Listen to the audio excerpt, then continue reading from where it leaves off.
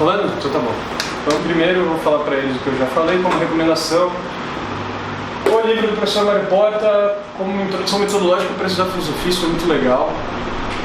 É um bom livro para você entender como abordar os textos, sobretudo se você tiver algumas dificuldades, algumas coisas para quem quiser se aprofundar mais. Tem o texto do Stanley Paulson, no qual a minha apresentação hoje vai ser bastante baseada, que é o Problema Central do Positivismo, que é um texto difícil, mas tem tradução em português. Esse é um professor da Universidade de Washington, que tem muitos textos publicados sobre Kelsen, inclusive como Kelsen recebe a tradição filosófica e tudo mais. Mas é um texto razoavelmente complicado. Aqueles que tiverem dificuldades, obviamente, vocês podem me mandar e-mail, dúvidas, essas coisas. E esse aqui foi a pedido de um colega aqui de vocês que queria indicações sobre história da filosofia para estudar em geral. Aqui em português, que eu mais gosto e que não é excessivamente grande, é a do Anthony Kenny, que é publicado pela Loyola. E isso eu não recebo dinheiro nenhum para fazer propaganda, tá? Fora isso, eu deixo a recomendação que eu também já falei para eles de assistir o Doutor Estranho, que vai sair hoje. Bom, hoje eu vou falar do Kelsen na última aula. Eu vou tentar falar mais alto. Eu assisti o meu vídeo dando aula e eu percebi que ficou... Eu tenho problemas de dicção, isso é fato, eu fiz fono quando era molequinho, mas ficou um pouco baixo, então vou tentar ser mais claro. E, de novo, eu vou deixar o meu e-mail aqui no final, porque eu ouvi dizer que alguns alunos tiveram dificuldade com a matéria. Isso é normal, obviamente. Eu tenho que passar a matéria meio rápido aqui, porque eu tenho muitos temas para tratar em pouco tempo. Então, para quem quiser ajuda depois, eu vou mandar, eu posso responder, e eu estou escrevendo uma espécie de dicionário dos principais termos que vocês precisam conhecer, das principais noções, que eu espero entregar para vocês daqui a não muito tempo. Bom, hoje eu vou tratar, na primeira aula eu tratei essencialmente do Kelsen falando sobre outros autores, sobre o conceito de justiça. Então, do modo como Kelsen interpreta Platão, deixando isso bem claro, que eu não falei sobre Platão, mas do texto do Kelsen sobre Platão, e também sobre o Aristóteles. E, na segunda metade, eu fiz um exame breve do conjunto de críticas que o Kelsen faz à doutrina do direito natural, no texto Direito Natural no Tribunal da Ciência. Hoje eu vou fazer um apanhado dos outros textos do livro. Eu vou tentar dar uma sistematicidade o máximo possível para dar uma certa unidade na obra, porque, em última instância, ela é um conjunto de artigos, eles são todos relacionados, mas eles não têm uma ordem sistemática. Assim, não é um livro que tem um ponto, um começo, meio e fim, mas são temas variados, conexos, e um é relevante para o outro, mas que o aluno pode se perder. Então hoje eu vou tentar dar conta dos juízos de valor na ciência do direito, o direito como técnica social específica, porque a lei deve ser obedecida, a teoria pura do direito e a jurisprudência analítica, direito, Estado e justiça na teoria pura do direito. Nesse sentido, o 10º e o 11º capítulos, eu recomendo todos a lerem, porque eles são meio que um resumo dos pontos mais relevantes da teoria pura. Sobretudo a teoria pura, sobretudo o direito, Estado e justiça na teoria pura do direito, ou perspectiva epistemológica da teoria do conhecimento, o que o Kelsen queria fazer. Eu acho que são razoavelmente claros e são textos muito interessantes. E eu acho que na segunda parte da aula, se eu conseguir, eu começo, se eu entender, eu começo, se der tempo, eu começo a falar já na primeira parte. Eu vou falar de textos que são filosoficamente mais intricados, de leitura mais difícil, e que eu não acho que vocês devem se perder nos detalhes desses textos, que são Causalidade e Retribuição, que é um texto essencialmente de filosofia da ciência, e Causalidade e Reputação, que é um texto muito importante do ponto de vista da teoria geral do Kelsen, mas é um texto difícil, em que o Kelsen vai tratar das variações da interpretação do princípio de causalidade da mecânica clássica para a mecânica quântica, por exemplo. Então, tem textos razoavelmente sofisticados e difíceis, obviamente que não é de um grau científico alto, não tem passagens formalizadas no texto, mas para um estudante de direito talvez sejam temas que vocês não estão acostumados a ver. Assim. Então, vou tentar fazer o possível.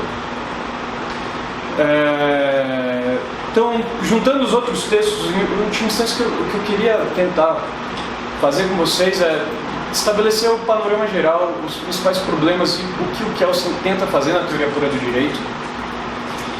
E de tal forma que quando vocês forem ler o texto, vocês não fiquem muito perdidos. Então que vocês consigam ter onde colocar o pé para conseguir ler o texto. Não vai ser tão esquemático, vai ser mais explicativo, histórico, crítico, assim. Mas eu imagino que tendo algumas noções gerais, isso deve ajudar. Bom, então vamos lá.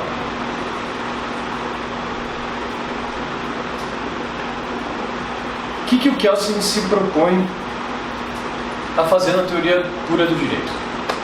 Segundo ele mesmo fala, e aqui nesses textos isso é frequentemente comentado, ele tem a preocupação de fundar uma ciência do direito, ou pelo menos estabelecer os padrões nos quais uma ciência do direito deve funcionar. Enquanto ciência do direito e ciência autônoma, o Kelsen se preocupa em descrever qual é o objeto dessa ciência, quais os tipos de relações entre esses objetos dessa ciência, qual a especificidade dela com relação às outras, e qual o estatuto epistemológico dessa ciência, qual o grau de objetividade que você consegue alcançar nela. E ele fala que o tipo de ciência jurídica que ele tenta fundar é uma certa analítica das estruturas normativas, ou da ordem normativa. O que isso quer dizer, e talvez para isso um pouco de contextualização da história da ciência seja relevante. Porque estruturas. Se você voltar para a Grécia Antiga, e você for ver escritos sobre ciência da época, você vai ver isso é uma coisa que o Kelsen tenta expõe em vários textos. Você tem uma preocupação de descrição do mundo que ela é, de certo modo, animista. Se atribuem alguns tipos de propriedades essenciais, às vezes almas, às vezes realidades de entidades transcendentes como deuses nas coisas, para explicar, justificar e compreender como certos fenômenos ocorrem. Então, qual que é a causa do movimento, por que o fogo vai para cima e a água vai para baixo, como os corpos se movem, e entre outras coisas. Então você vai ter variadas posições na física, claro, na física antiga sobre isso. Mas, por exemplo, o modelo que a gente pode falar de uma explicação que seja de alguma forma animista, a gente pode pegar o mito do... Não que o mito seja de fato a interpretação científica que se dava pelos gregos, mas uma forma que a gente pode, como exemplo, dar tem o mito do Narciso e da Eco. Segundo consta, a Eco era uma ninfa que vivia no Olimpo, ela era muito bonita e um belo dia ela convenceu Hera a convencer Zeus a dormir com todas as ninfas do Olimpo. E num ato de raiva da Hera, ou como vingança, ela invocou Íbris e disse que a Hera ia ser condenada porque a Hera era muito eloquente, é por isso que ela conseguiu convencer. E então o ponto era que, para não ter mais essa capacidade de persuasão, então a Eco ia só conseguir repetir a última palavra do que a outra pessoa acabou de dizer. Então a Eco foge do Olimpo e ela vai parar no meio da floresta. E um belo dia o Narciso, que era um filho de Afrodite, não lembro exatamente, mas que era um dos deuses mais... Não era deus, eu acho que é semideus mais bonito do Olimpo, excessivamente bonito, começa a andar por essa floresta e a Eco percebe ele era muito bonito, começa a chamar ele. E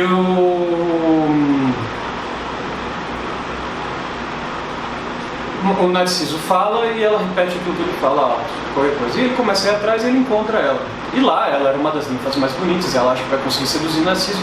Só que Narciso era tão bonito que ele desdenha da Eco. Então ela se encosta no fundo da floresta, perto das montanhas, e ela morre ressentida na crosta das montanhas. E é por isso que quando você grita alguma coisa, você recebe o eco. Ou seja, ela fala a última palavra que você falou. Isso pode ser visto, obviamente que não era assim, que isso era uma certa tradição oral e que tem vários aspectos relevantes, mas isso é um tipo de explicação de um fenômeno tal qual o eco, apelando para uma entidade transcendente como sendo inerente à própria constituição da montanha. Isso é um caso. Na física aristotélica você tinha as famosas propriedades ocultas. Então, para todo fenômeno que desvirtuava da explicação padrão, em que costumeiramente se dava um determinado fenômeno, você atribuía uma certa propriedade que ainda não havia sido desvendada, que era própria da matéria. Então você tem uma descrição essencial de como aquela matéria funciona. Cada tipo de corpo e objeto vai ter uma certa conjunto de propriedades. Você não tem uma padronização, uma descrição universal muito geral. E você sempre pode atribuir uma propriedade a mais. Então, casos clássicos que a gente pode falar, por que o fogo vai para cima? Porque ele tem a propriedade subjetiva e ele se encontra, o local natural dele é para cima. Quando a gente passa para a física moderna e depois as pessoas tomam consciência disso, para a física moderna eu digo a física da era moderna, ou física clássica, que a gente chama, era mecânica, e um pouco antes, verdade. Você tem uma mudança substancial desse paradigma. Então, primeiro você tem uma limpeza ontológica geral. Então, ao invés de você ter múltiplos corpos super interessantes, cada qual com as suas propriedades, você elimina, por exemplo, você pega Descartes, existe substância pensante, alma e substância existência. E o comportamento das substâncias existências é descrito, em geral, pelas mesmas regras e princípios. O que você tem, uma variação muito grande, é que o objetivo último da ciência é uma descrição adequada dos fenômenos e da relação entre os fenômenos, e não propriamente de como determinados fenômenos ocorrem. Então o problema não é o que é o movimento, mas como o movimento se dá. Então eu consigo, observando as várias coisas, vendo quais são as relações entre essas coisas. Isso vai ficar ainda mais claro quando ficar estabelecido que o problema central da física pós-física antiga, física clássica, não é uma compreensão última dos fenômenos, mas uma descrição funcional das relações entre esses fenômenos. O que é uma descrição funcional? O que é uma função? Vocês aprenderam isso em matemática, vocês sabem uma função. Mas em última instância, quando uma função é isso aqui. Primeiro eu tenho um conjunto e esse conjunto tem elementos. Esse conjunto tem elementos. Uma função é uma regra que para cada elemento desse conjunto vai associar um e somente um elemento desse conjunto. De tal forma que não tem duas flechinhas saindo desse conjunto para esse, e nem tem nenhum elemento desse conjunto sem flecha.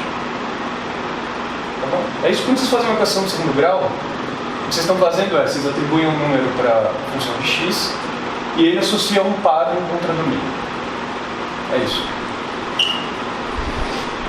Muito confuso, gente? Quê? Muito? Pergunta. Não, no final da aula a gente pergunta.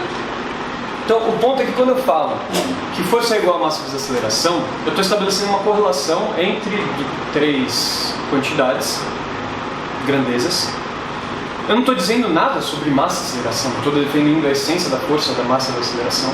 Mas, em última instância, o que eu estou dizendo é que eles são relacionados de tal forma que quando eu multiplico a massa pela aceleração, eu tenho a quantidade de força.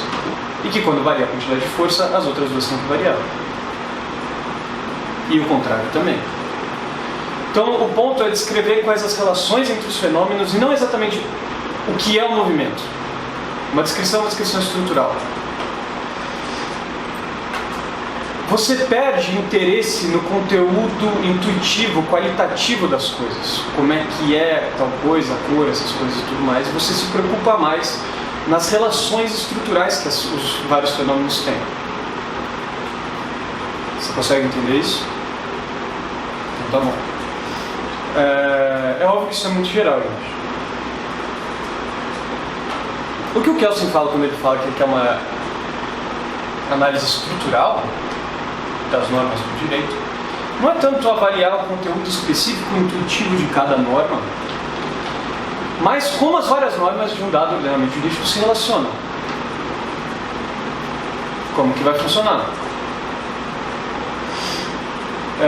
E a partir disso conseguir dar a garantia alguma certa. O empreendimento é essencialmente descritivo e não normativo, ele não está impondo como essas regras têm que funcionar ou não. Mas, assumindo uma noção histórica daquilo que foi comumente designado como direito, analisando esse conjunto de fenômenos, tentar estabelecer uma descrição de como as normas dentro dos ordenamentos ou de como os elementos do que a gente chama de direito se relacionam. Tá?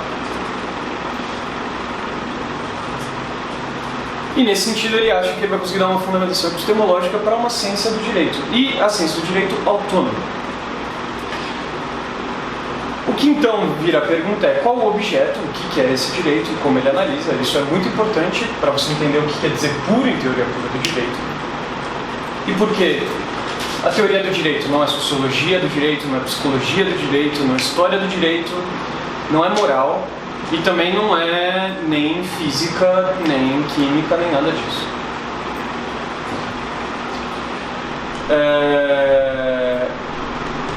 Outro aspecto relevante, que vai ser muito importante para distinguir o direito das ciências naturais depois, é qual a especificidade das relações entre os fenômenos que descrevem o direito. Isso a gente vai ver mais para frente. Enquanto os fenômenos nas ciências naturais são descritos segundo a pressuposição da validade do princípio de causalidade, ou seja, se A existe, então B existe. Tá? Se eu joguei isso aqui, isso aqui caiu porque eu arremessei.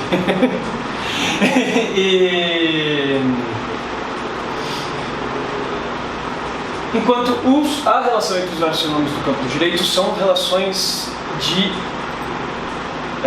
imputação. Os aspectos específicos do que quer dizer a imputação no Kelsen são razoavelmente complexos e muito interessantes para estudantes de direito. E a gente vai ver mais para frente.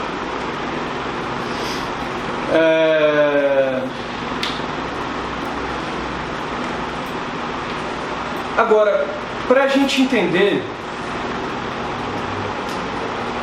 qual o programa do Kelsen para definir qual é o objeto do direito, que é a própria, que ele vai definir é a norma. E qual a especificidade que vai ter a norma com relação aos outros aspectos? Por que a norma não pode ser um objeto das ciências naturais? E por que a norma também não é um objeto da moral? Para isso você tem que entender que o Kelsen, quando vai escrever a teoria pura do direito, ele está recebendo duas tradições bastante importantes, de modos de descrição. Uma que reduz a norma ao dever ser absoluto, incondicionado, que é o direito natural. A um juízo de valor incondicionado. Ou seja, que em última instância reduz a normatividade à moralidade, que é a tradução naturalista, justnaturalista. Em contraposição, a gente pode ter uma outra descrição do direito, e que essa é uma tradição, e nesse sentido é muito importante a gente conseguir identificar tipos de positivismo. Se a gente for para a filosofia e alguém falar de positivismo,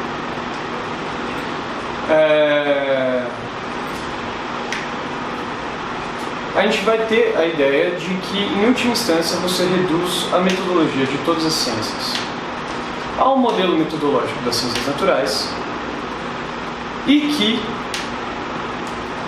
a fundamentação do conteúdo cognitivo ou de conhecimento de todo enunciado tem que se referir à experiência ou aos fatos. E que, em última instância, conhecimento de fato a gente só vai ter nas ciências empíricas. Naquelas que têm capacidade de previsão de fatos empíricos, que fatos empíricos podem ser confirmados, refutados ou pelo contrário. Uma tradição que o Kelsen recebe, que a gente pode chamar de positivismo do século XIX,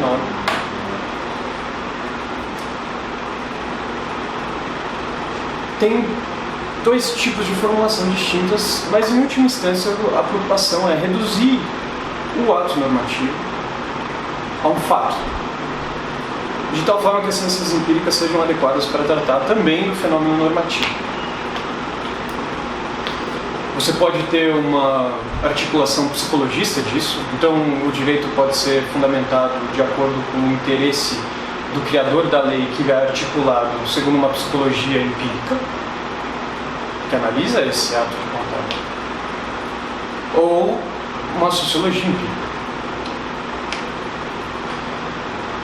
Isso seria positivismo. Em última instância, o princípio da separação vale. A norma não tem nenhuma relação com moralidade. Isso é uma negação radical dos princípios do direito natural.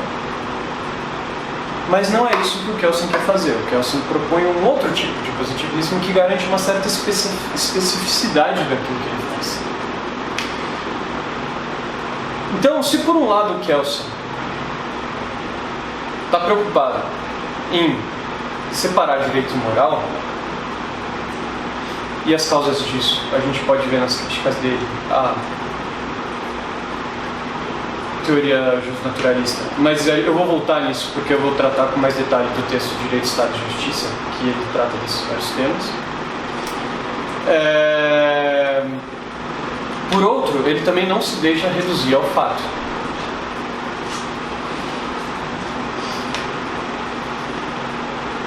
Então, a gente precisa explicar qual é a especificidade desse objeto, que é a norma, que não é nem moral, nem fática.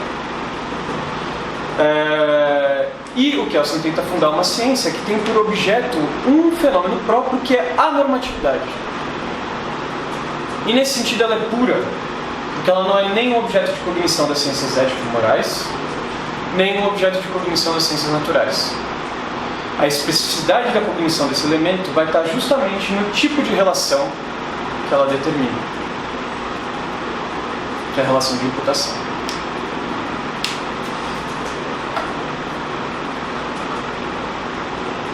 É a normatividade? Ou a própria norma. Mas antes da gente entrar nesses detalhes, que eu vou deixar em suspense em suspenso e fazer suspense,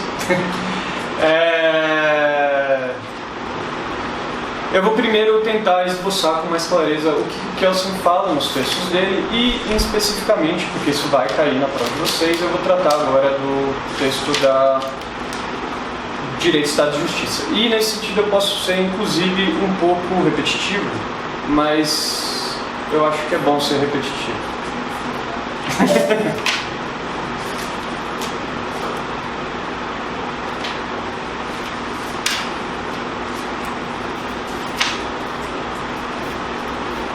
Então, uma das preocupações do Kelsen na tentativa de estabelecer uma teoria pura do direito é eliminar alguns certos dualismos que são criados dentro de teorias sociais ou de teorias gerais do Estado e algumas outras coisas que de alguma forma interferem no modo em que você interpreta o próprio fenômeno normativo.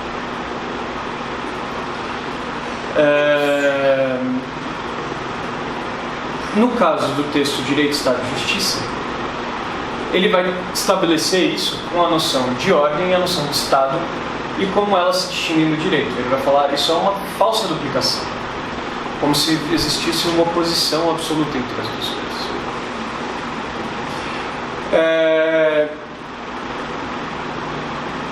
Isso pode ser descrito para aqueles que buscarem contexto depois. Isso é obviamente mais próprio da filosofia e para a sua prova talvez não seja tão relevante. A crítica de duplicações inúteis, como juízos opacos, que não têm relevância, como entre realidade interna e realidade externa, essas coisas, na filosofia, é algo que tem uma importância muito grande no século XIX e que vai ganhar força maior com um movimento que a gente chama de empiriocriticismo, que é bem próprio de Viena e que surge com dois caras que chamam Avenarius e Mach, Richard Avenarius e Ernst Mach. O Avenarius, por exemplo, num livro que chama Concepção Humana de Mundo, vai tentar estabelecer que a ciência deve partir do senso comum e que a dualidade entre experiência interna e experiência externa é algo que é opaco porque você não tem como provar via aquilo que lhe é fornecido pela própria experiência se existe um objeto transcendente ou se ele é imanente a você. Então, em última instância, esse fenômeno não pode ser nem confirmado nem não confirmado. Então, ele é sem sentido, a gente simplesmente elimina como uma argumentação metafísica irrelevante. O Kelsen pega muito dessa tradição de metafísica, inclusive porque ela tem origem e tem muita força em Viena, que é da onde ele surge. Obviamente que o Kelsen tem elementos metafísicos que aparecem por outras veias, que é a recepção dele da tradição neokantiana. Então, nesse sentido, como mera descrição histórica, o Kelsen é um cara que surge no final do século XIX, no século XX, como um autor, e que é um momento de um turbilhão, sobretudo em Viena, de teorias filosóficas relevantes, de inovações filosóficas, com diversos tipos de tradições ao mesmo tempo. Então, como mera descrição factual pouco relevante, conta que Viena, na virada do século, eu já briguei com isso com minha namorada, que é uma defensora parisiense, ela era culturalmente mais interessante que Paris, do ponto de vista filosófico. E você tem, nesse mesmo movimento, aquilo que a gente chama dos modernos de Viena e o iluminismo de Viena. Você tem um movimento relevantíssimo na arte, que é o que a gente chama de secession, com Klimt e Schiele. Você tem uma das experiências socialistas que mais deram certo na Viena do século XVIII, de 1918 até 1927, que é a vida de Otto Bauer. Você tem uma sucessão de planos, de modelos econômicos de planificação da economia, e você tem desenvolvimento de uma nova escola de economia da Escola de Viena, que depois vira uma das bases do pensamento liberal. Você tem desenvolvimentos nas ciências sociais relevantíssimos. Você tem o Círculo de Viena, que é talvez um dos movimentos filosóficos mais relevantes em epistemologia e filosofia da ciência, e também em ciências sociais. No século XX, psicanálise, você tem as origens do que a gente chama de psicologia, da fenomenologia, psicologia descritiva, que a gente chama Brentano, Russell. Então, o contexto em que o Kelsen escreve e a crítica que ele faz da metafísica e o cenário científico, inclusive por terem surgido inúmeros cientistas relevantíssimos naquela época, é razoavelmente complexo. Então, um dos cuidados que a gente sempre tem que ter, o que às vezes eu vejo acontecer muito nas faculdades de Direito, é tentar não dar uma visão reducionista nem muito ingênua do Kelsen. Essa visão meio do positivismo de todo dia que a gente tem, assim, como se o Kelsen não tivesse definido claramente o objeto dele, não tivesse outras preocupações sociológicas, essas coisas, não faz tanto jus a ele. O Kelsen, enquanto antimetafísico, era essencialmente um antidogmático. Eu li no último texto para vocês que a crítica fundamental ao direito natural para ele, uma das mais relevantes, e que ele enfatiza nesse texto, é que um dos aspectos mais complicados da passagem de você presumir uma entidade normativa independente da vontade humana é depois justificar como dessa entidade normativa independente da vontade humana você passa para o direito positivo, e que, em última instância, o direito positivo nas várias teorias naturalistas tem uma função essencialmente conservadora, ou seja, de manutenção da autoridade, que promulga o direito, porque o direito natural concorda com o direito positivo. Então, ponto essencial da crítica científica do Kelsen e da possibilidade da limitação das normas e da crítica antimetafísica dele é um antidogmatismo para evitar intervenções subjetivas, em alguns casos totalitárias, sobre o próprio ordenamento e criar critérios objetivos de crítica da normatividade. Então, bom, no texto de Direito, Estado e Justiça, o Kelsen então vai tentar eliminar alguma dessas duplicidades, algum desses fenômenos que ele sempre remonta a algum estágio de cognição humana em que você tinha alguma predominação ou predominância de elementos metafísicos. Ele vai fazer isso em vários dos textos desse livro. Esse é o caso, por exemplo, de causalidade e retribuição, em que ele remonta ao princípio da retribuição ao que ele chama de homem primitivo, que talvez em sociologia seja uma noção meio fora de moda, mas que na época dos estudos dele eram algo recorrentes, assim, você tentar descrever uma evolução histórica geral dos várias fases do pensamento humano. Isso você vai encontrar em muitos autores, da mágica, técnica, essas coisas que fazem. E ele sempre vai referir a alguma espécie de animismo, que é, como eu disse, é você atribuir alguma alma, ou espírito, ou algum princípio especial às coisas para tentar explicar como os fenômenos naturais ocorrem.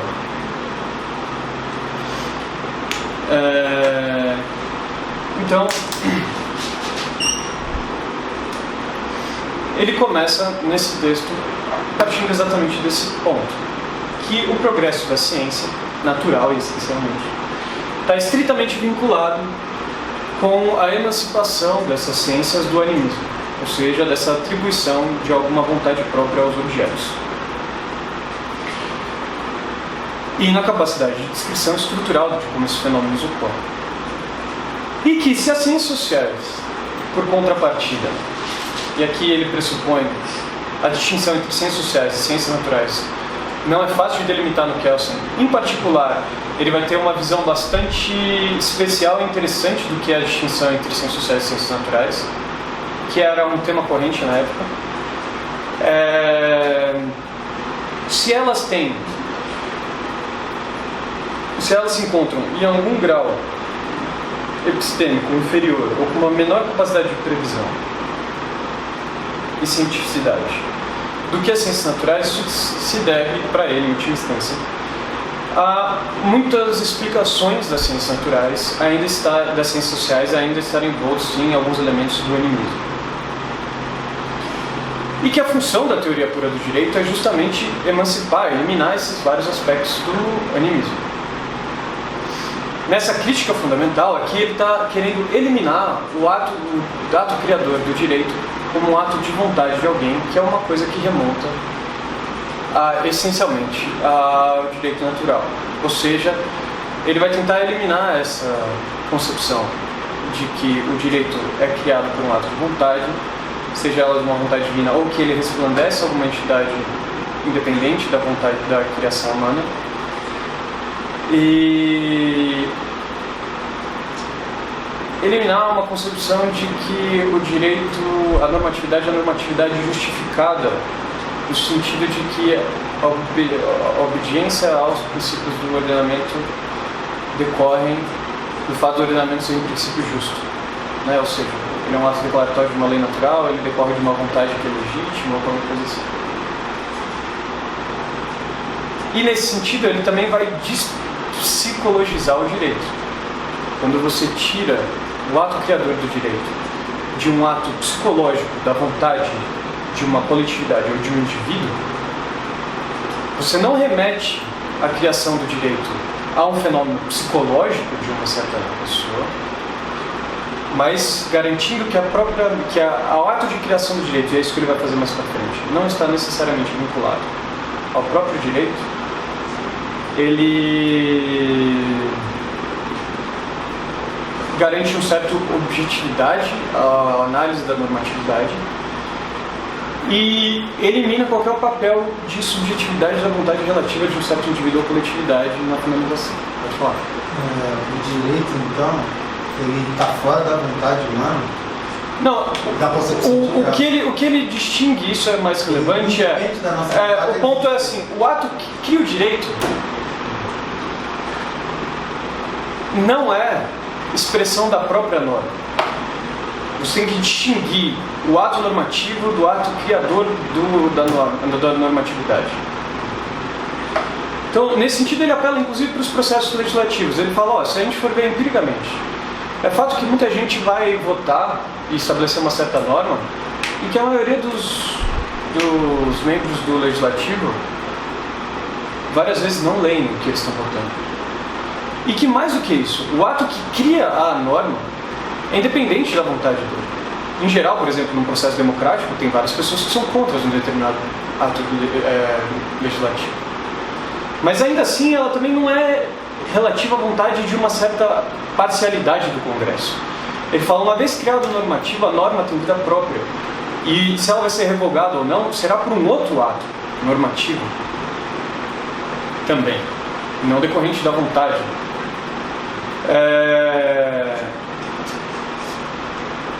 Ele fala, isso é facilmente verificável quando você pensa, por exemplo, na interpretação. Uma vez que as normas duram muito mais do que a pessoa que tem vontade de estabelecer, e a vontade própria do legislador no modo de aplicação da lei também não necessariamente é relevante. Então, a normatividade, ela é, de certo modo, independente do ato criador. O ato criador é condição lógica para a existência de uma lei, mas a validade e a existência dela dentro de um ordenamento não se referem ao ato criador. Ele tem formulações bonitas de que o ato que cria a norma é ele próprio, um ato normativo submetido à normatividade. Não tinha coisas fáceis de entender. Mas é isso, entendeu? Mas pode ser que você vá falar mais pra frente também, mas me parece que o direito não vem só de uma norma jurídica. Não é só isso que é direito. Tem outras coisas que podem surgir que são direito que não é, por exemplo, não é uma prática do poder legislativo. Não, tudo bem. Norma você pode entender aqui em sentido amplo como tudo aquilo que compõe um certo ordenamento jurídico. O que não necessariamente ela é escrita. Mas uma norma de um pai sobre o filho, ele que quiser. Não, mas isso não é juridicamente relevante. Não, isso não é juridicamente relevante porque não é a estruturação de uma coletiva, de uma comunidade, segundo imputação, por exemplo. Você pode ter normas morais, sociais, essas coisas, mas esses fenômenos não necessariamente são objetos do estudo do direito, ainda que possam ser. E de novo, uma coisa relevante do que é que o fato dele dizer que a teoria pura do direito e a ciência do direito não tem como objetivo a sociologia, investigar aspectos sociológicos da criação da lei, psicológicos, históricos, de aplicação ou não do direito, ou qualquer coisa assim, ou estudar a efetividade dele ou não, qualquer coisa assim. Não quer dizer que essas investigações são indevidas. Existe uma sociologia do direito, existe uma história do direito, pode existir até uma certa moral, uma ciência ética. O ponto é que elas não fazem parte da teoria pura do direito. Você tem uma limitação epistemológica do que é. O que faz o cientista do direito? Analisa as normas dentro de uma certa ordem jurídica constituída e as relações entre elas, de acordo com critérios de eficácia, existência e validade.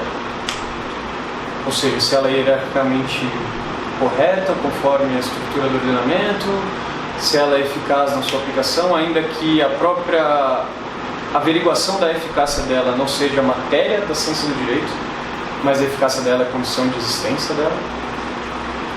Então, o ponto é, para quem é jurista, vale analisar se uma lei está correta, ela é consistente com o ordenamento, quais as relações entre as várias leis, o que deriva do que, a eficácia, a relação de eficácia e quais os limites da interpretação, essas coisas. Então é analisar o ato normativo, o fenômeno normativo e as relações entre eles. Imputação, essas coisas. Não é uma limitação do escopo da investigação do certo tipo, você não pode ter investigações sociológicas que sejam relevantes inclusive até na criação de novos direitos, por exemplo. Isso para ele tanto faz.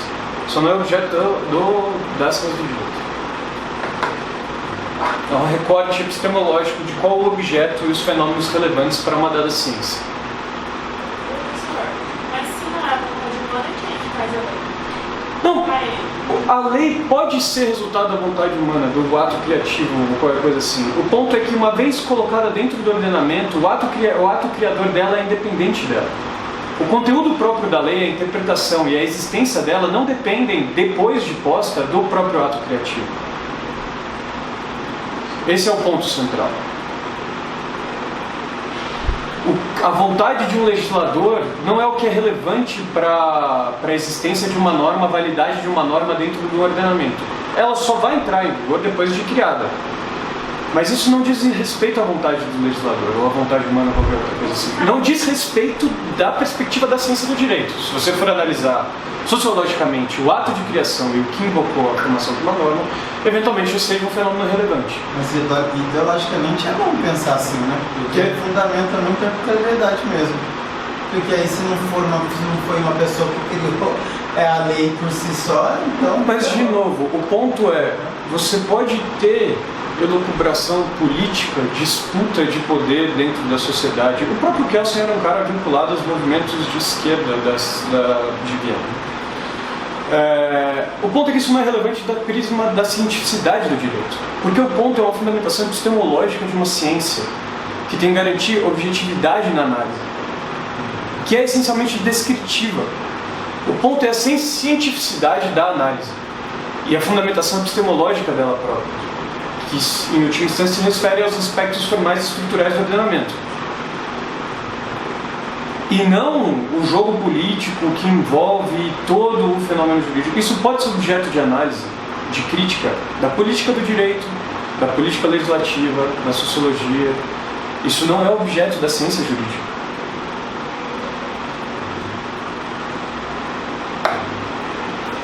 Diga. Você ia falar.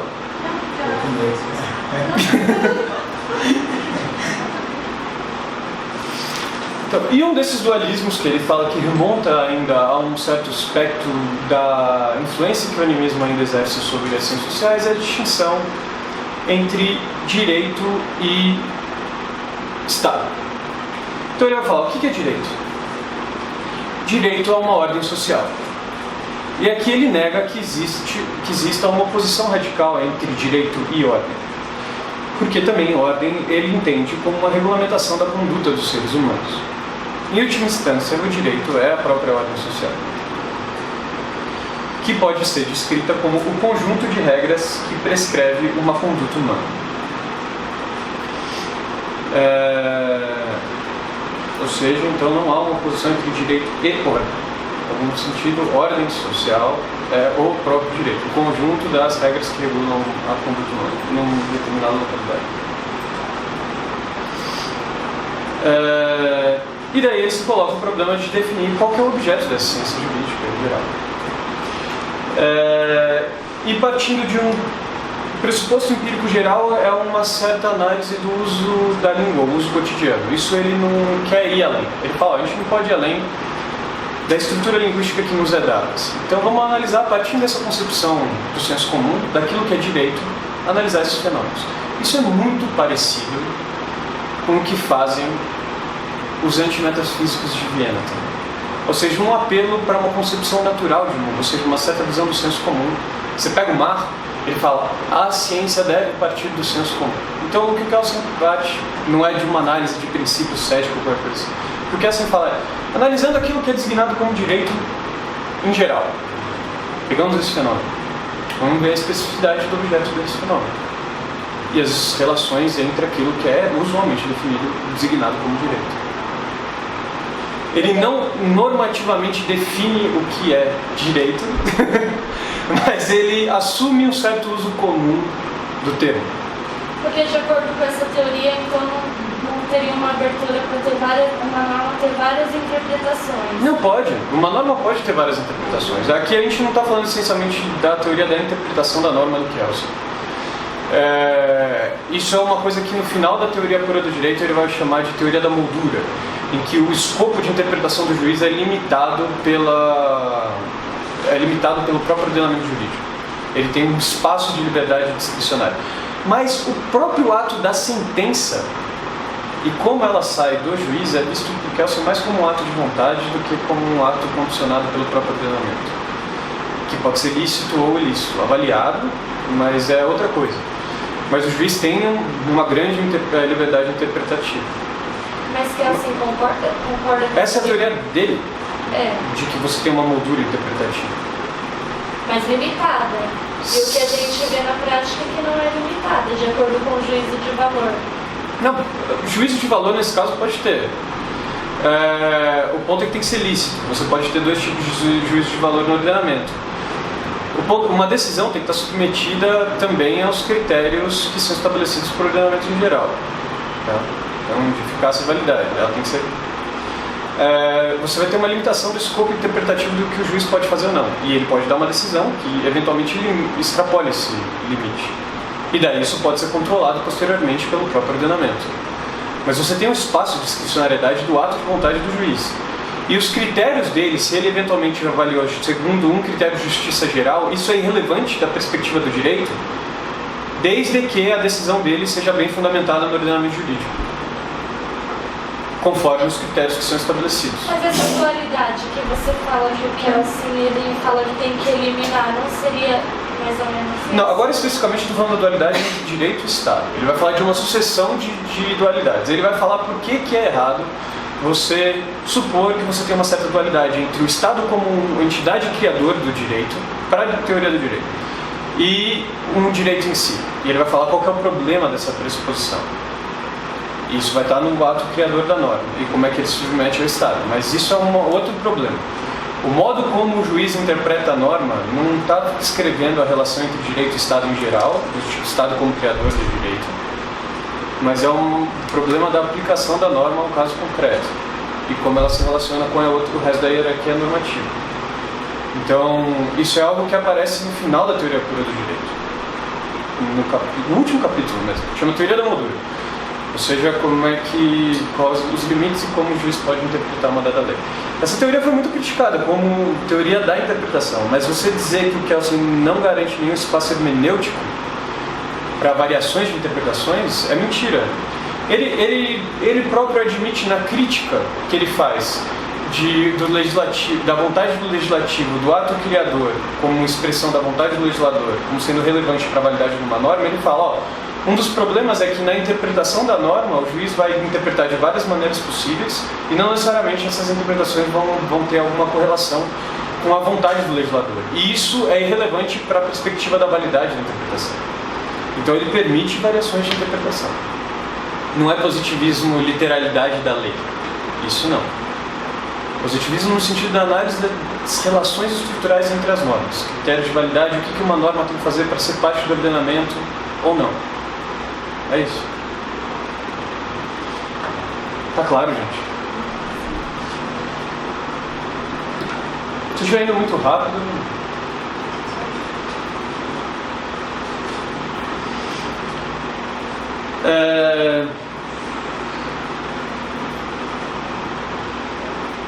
Então, vendo esse senso comum daquilo que é usualmente designado como direito, ele pega o conjunto de fenômenos sociais que são usualmente colocados sobre esse guarda-chuva geral de direito e ele identifica aquilo que é o elemento comum essencial de todos esses fenômenos sociais. E o fator comum que ele vai colocar como elemento fundamental da teoria do direito é aquilo que ele chama de coerção. Em última instância, fenômenos designados como direito são aqueles que prescrevem atos coercitivos. Ou seja, tem que fazer alguma coisa ou não pode fazer alguma coisa.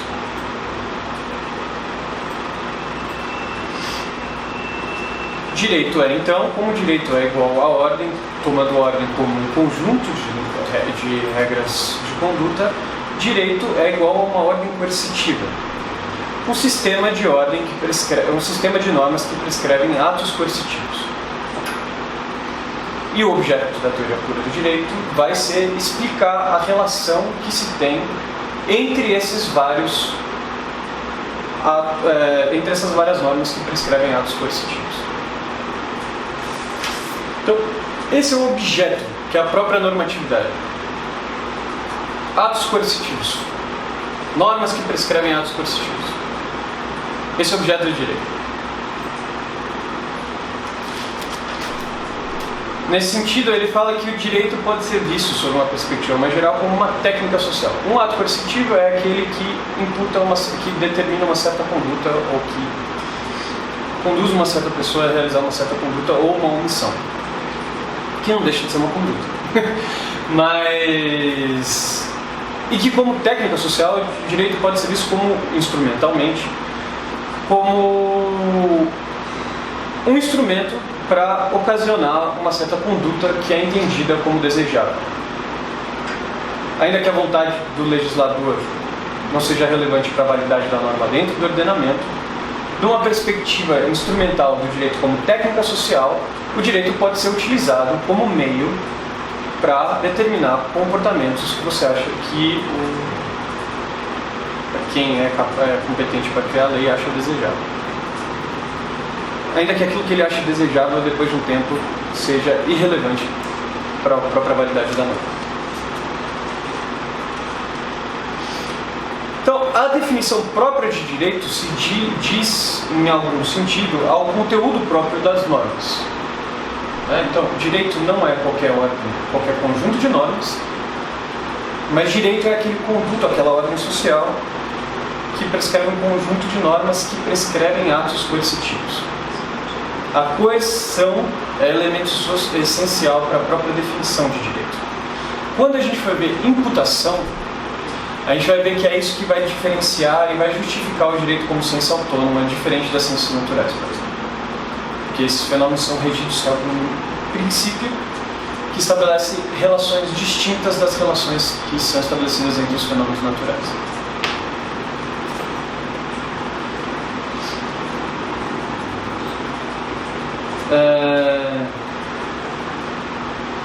Uma ordem jurídica vai ser válida não só quando ela estabelecer critérios para a existência da norma que são obedecidos como hierarquicamente, mas quando o comportamento dos indivíduos ao qual essas normas prescrevem atos coercitivos forem em conformidade com o conteúdo das próprias normas. Então, o direito é válido quando as pessoas obedecem ao direito. Ainda que isso não seja objeto da análise se eles obedecem ou não é própria da ciência do direito. Mas a obediência da norma é condição de validade das normas e, enquanto tal, é um fenômeno relevante para a ciência do direito. A ciência do direito é relevante se uma norma é eficaz ou não. Determinar quando ela é eficaz ou não é uma tarefa de uma outra ciência.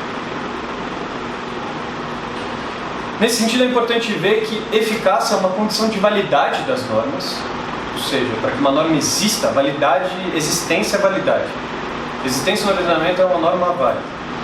E uma das condições para que ela exista dentro do ordenamento é a eficácia, ou seja, os indivíduos ao qual que se submetem ao ordenamento, ao qual o ordenamento prescreve um conjunto de atos coercitivos, devem se sentir obrigados ou agir em conformidade a ele.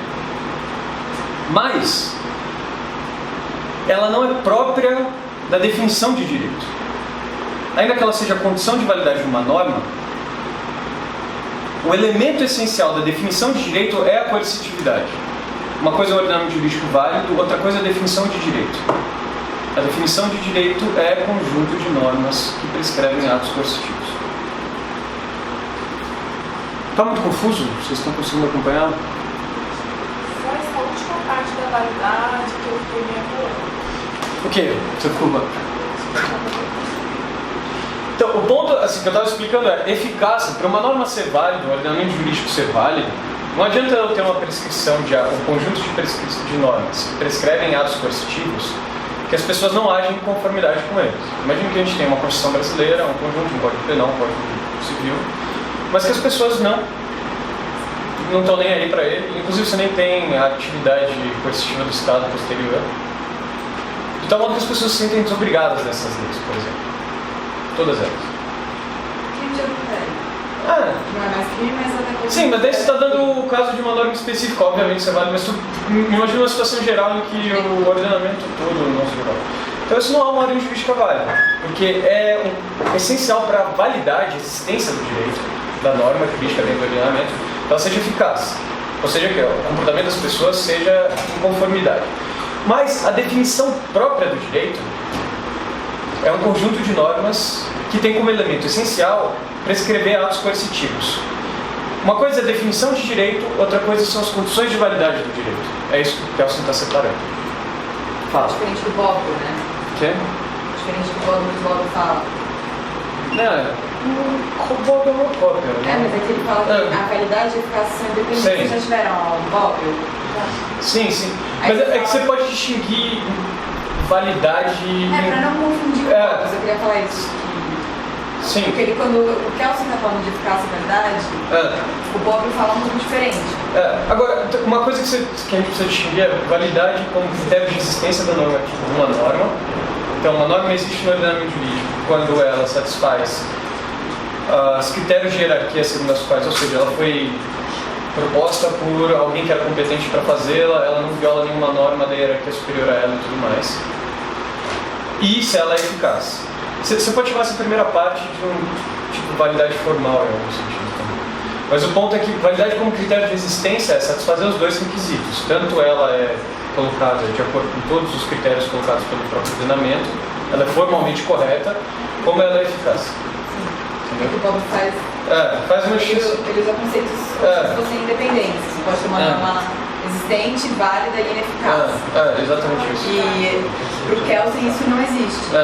Que a validade nesse sentido formal... Nesse sentido é interessante porque o Kelsen coloca um certo tipo de adequação empírica, ou seja, eficácia da norma, como uma condicionante de validade.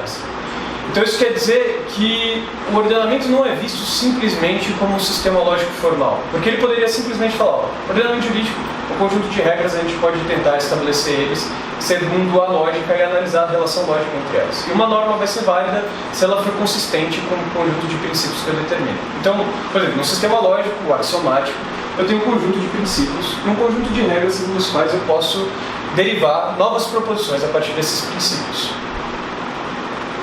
E nesse sistema, uma norma é consistente quando ela não implica contradição com esse sistema. E um sistema é consistente quando ele não tem nenhuma contradição interna. Tá? E esse poderia ser o único critério de validade do direito. Ou seja, um ordenamento jurídico é válido bom se ele for consistente internamente. Eu tenho um conjunto de princípios, um sistema de hierarquia, todas as normas obedecem a eles, eu não tenho nenhum tipo de contradição interna. Mas não, o Kelsen reconhece também um certo critério de adequação empírica, ou seja, os atos coercitivos prescritos pelas normas compostas dentro as normas que integram o sistema, o ordenamento jurídico, precisam ser eficazes, precisam vincular a conduta humana. Você disse que quem analisa essa eficácia é outro... Não, o ponto é assim, a razão pela qual uma pessoa obedece o direito ou não, e se uma norma está sendo obedecida ou não, isso é um campo de uma análise factual. Ele extrapola os limites da análise da relação dos fenômenos normativos e as relações entre eles. Para o direito é relevante a constatação se uma norma é eficaz ou não, mas a análise da eficácia, as razões pelas quais ela é eficaz e como ela ocorre ou não é própria do direito. Isso é uma análise factual mais própria da sociologia. Isso é muito importante. O Kelsen não está restringindo aquilo que o jurista tem que saber ou o que não tem que saber, ou todo o fenômeno do direito complexo que tem uma sucessão de outras coisas. O ponto é, ciência do direito, objeto especificamente determinado, é uma parcela bastante específica disso. E é isso que é relevante para quem é pesquisador e cientista do direito. Obrigada. Imagina.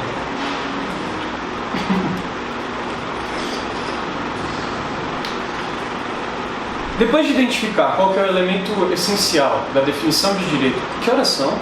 Vocês querem fazer uma pausa? São 9 horas. Você acha que eu posso voltar?